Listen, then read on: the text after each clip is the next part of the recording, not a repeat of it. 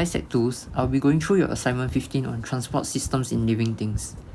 Let us look at question 1, where we are required to determine which of the options describe the function of platelets. Options B, C, and D describe the functions of white blood cells, plasma, and red blood cells respectively. So this leaves us with option A, which is the clotting of blood for platelets.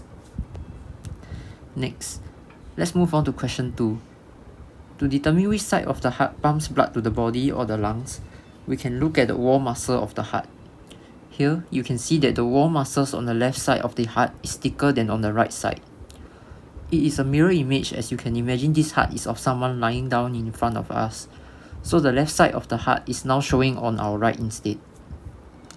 This wall muscle is thicker because it is required to pump blood to the rest of our body, as a much larger force is required to pump blood to travel longer distances in our body, as compared to the right side of the heart, which has thinner wall muscles that only requires to pump blood to the lungs. Do take note that arteries transport blood away from the heart, while veins transport blood towards the heart. One is a vein that transports deoxygenated blood from the rest of the body to the heart, while 2 is an artery that pumps deoxygenated blood from the heart to the lungs. 3 is an artery that pumps blood from the heart to the rest of the body, while 4 is a vein that transports oxygenated blood from the lungs to the heart. As such, the answer to this question is C. The answers to question 3 can also be obtained from what I have just explained in the previous question, so please refer to the diagram and annotations I made for question 2. 1 and 4 should be rich in carbon dioxide, while 2 and 3 should be rich in oxygen. Let's move on to question 4. In the capillaries, the thin walls allow for diffusion of substances to take place from the blood to our cells and vice versa. Hence, the answer to this question is C. Next, in question 5, carbon dioxide, digested food, and oxygen are all substances that can be exchanged at the capillaries, while plasma does not, as it is a key component of blood. Hence, the answer to this question is D. Let's move on to structured question 6. This system is the circulatory system, which shows how blood is flowing throughout our body. As mentioned previously, arteries carry blood away from the heart, while veins carry blood towards the heart. Hence, P is a vein, while Q is an artery. Next, for part C, S must be a capillary, as it is the blood vessel that links arteries and veins, characterized by its branches and thin walls.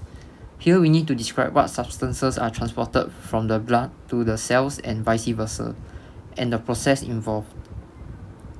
Lastly, for part D, the two other components of blood are plasma and white blood cells, other than red blood cells and platelets, which most of you managed to answer this correctly. Let's move on to structured question 8A8. Similarly, blood vessel P is also a capillary, as the diagram depicts how substances are exchanged from our blood to tissue cells. The distinct feature of capillaries is the very thin walls, which allow for the exchange of substances to occur. For the substance in S, carbon dioxide or waste are accepted, while for substance in T, oxygen, digested food, or nutrients are accepted. Let's move on to the last structured question for transport in humans.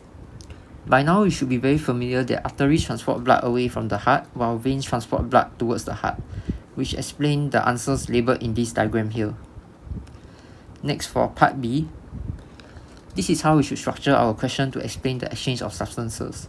First, we need to state the substance involved, where is it in higher and lower concentration, that explains the movement of substances from X to Y via diffusion.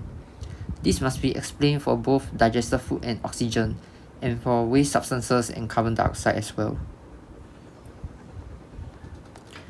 Next, let's move on to the next section of transport system in plants.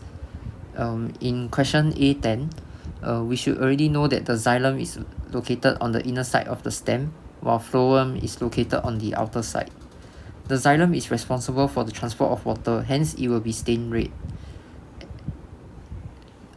which is simply option B for this question. The answer is B for this question. Now let's move on to question A11. The phloem is being removed from a tree trunk, and this removal of the phloem will affect the transport of sugar to the rest of the plant, as it is the food carrying tube. Hence the answer must be option C for this question, where the sugars to the roots the transport of sugars to the roots will be hindered. Let's move on to question A12. The phloem that transports sugar is located on the outer ring of the plant, so the answer must be option B. Next, in question 13, options A, B, and C are all examples of diffusion, while option D is an example of digestion instead. Hence, D is the answer to this question. For question 14, we must be familiar with the definition of osmosis, which is the movement of water from a region of higher to lower water potential through a partially permeable membrane. 1, 2, and 3 are all regions where osmosis occur as water moves across the partially permeable cell membranes of the various plant cells. However, for 4, where only the transport of water to other parts of the plant via the xylem takes place, osmosis will not occur. Hence, the answer to this question is B, 1, 2, and 3 only. Now let us move on to next question, B1. When iodine turns dark blue, it indicates the presence of starch. The xylem transports water and mineral salts, while phloem transports sugar in the form of glucose. Hence, no starch will be present at all. So the answer is simply none of the above, option D. Now let's move on to the structured questions. For B2 part A, the acid is feeding on a sticky substance, which means that it is not water and it must be a sugar solution. Hence, we can deduce that the aphid inserted its proboscis into the phloem, where it will be able to obtain its food in the form of sugar. In part B, the aphid will be able to get the most food during the day or noon time, as sunlight will be in abundance and the rate of photosynthesis will be the highest. Do take note here that the concept of sunlight and photosynthesis must be mentioned here, which allows for the greatest amount of glucose to be produced and transported by the phloem. For part C, the toxins are only deposited on the walls of the xylem, while the aphid only obtains its food from the phloem instead. Hence, it will not be killed as it did not consume the toxins. Let us move on to the next structured question, B3. For part A, the first process involved in observation 1 should be diffusion, as osmosis requires a partially permeable membrane and the movement of water molecules to occur. Here it is the movement of only the red dye particles, so it must be diffusion. We must first state that the red dye crystals dissolve in the water, and we must state where the region of higher and lower concentrations of red dye particles are, which allow us to explain the movement of the red dye particles throughout the solution and inside the bag.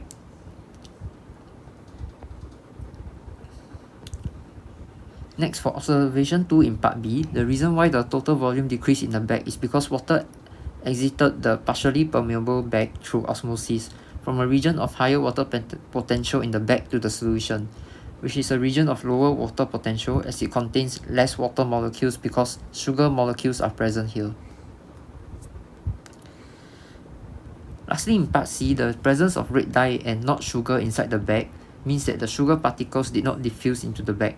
Hence, from a size perspective, we can simply conclude that the red dye particles are smaller than the sugar particles.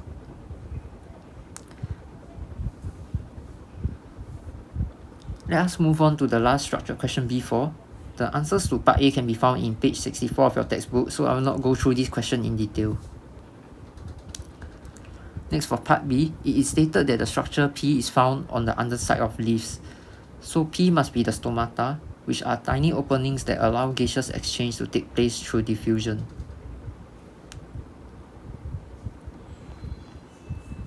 Lastly, the movement of both oxygen and carbon dioxide must be accounted for in this in our answer. The region of higher and lower concentrations must be stated, which explains the diffusion of the gas from within the leaf to the outside of the leaf or vice versa. You can also refer to page 66 of your textbook for the answers for this question.